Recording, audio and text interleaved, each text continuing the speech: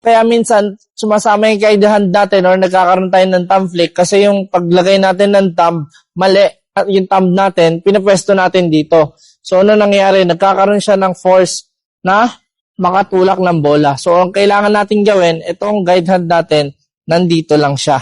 So, guys, meron nagtanong, sabi niya, Coach, kapag tumitira kasi ako, sumasama yung guide hand ko, no? Ano yung guide hand? So, yung guide hand, mga ka-ballers, yan, no? So, right arm, ito yung pantira ko, shooting arm, ito yung left arm, ito yung guide hand ko. So, ang nangyayari daw, sumasama daw, no?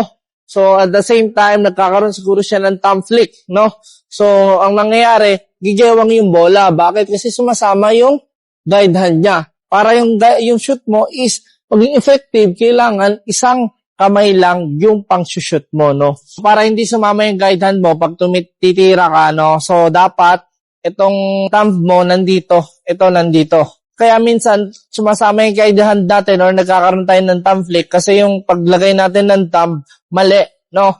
So, ang nangyayari kasi, pag sumasama yung thumb flick yung thumb natin, pinapwesto natin dito. So, ano nangyayari? Nagkakaroon siya ng force na makatulak ng bola. So, ang kailangan natin gawin, itong guide hand natin, nandito lang siya sa side. Para pag tinira natin, i-slide lang siya. So, kung una, mahihirapan kayo, hindi natural sa inyo, pero pag tumagal na, magiging natural na yan sa inyo. Kasi nga, nagkaroon na kayo ng foundation or nagkaroon na kayo ng muscle memory, no? So, lagi nyo tatandaan, pag ang release, yan, isa lang. Para hindi tumama yung thumb, i-place nyo yung thumb nyo dito, no? So, yan. Pag tinira nyo, ito lang yung gagalaw, no?